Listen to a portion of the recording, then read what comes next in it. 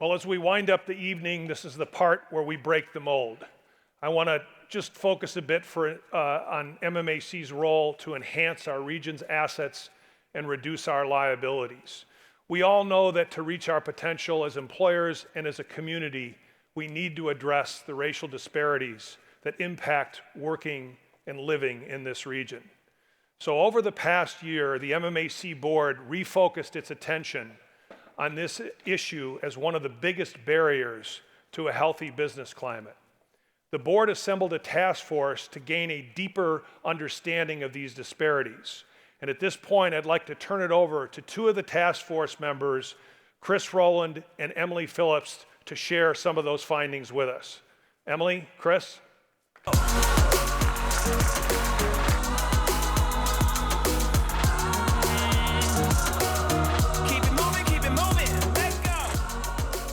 Thanks, Tim.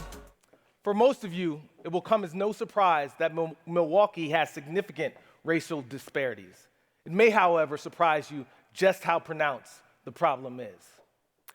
We applied key metrics of prosperity to rank Milwaukee against 20 peer regions. The key takeaways: while Milwaukee's white population ranked 6th in overall prosperity, our African American and Hispanic populations both rank at the very bottom.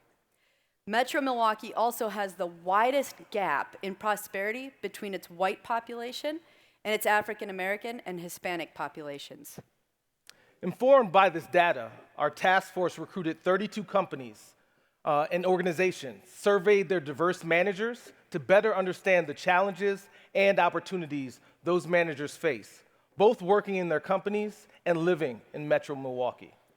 There was an overwhelming response with more than 1,100 diverse managers participating. Here is what we heard through the data and through their own words. 60% believe that diversity and inclusion efforts at their company are focused on meeting compliance goals, not involving their company culture. It's hard to be successful if you don't feel you can bring your full self to work. I'm often told to leave my ethnic heritage at home. 62% of African American managers feel they have limited exposure to opportunities. To better overcome the barriers, there must be sincere, personalized commitments to mentoring and sponsoring up-and-coming leaders. 56% of Hispanic and Latino managers feel they are overlooked or ignored. It is essential that individuals from various cultures are represented at all levels of the organization. 43% of diverse managers felt discrimination and bias in their workplace. During reviews, it seems like Black and Latino leaders and employees frequently are rated as not ready, while their white male counterparts are ready for promotion.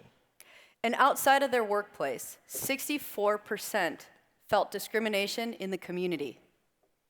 The number of racial incidents I've had while living here the past 8 months is disheartening, all because of the color of my skin.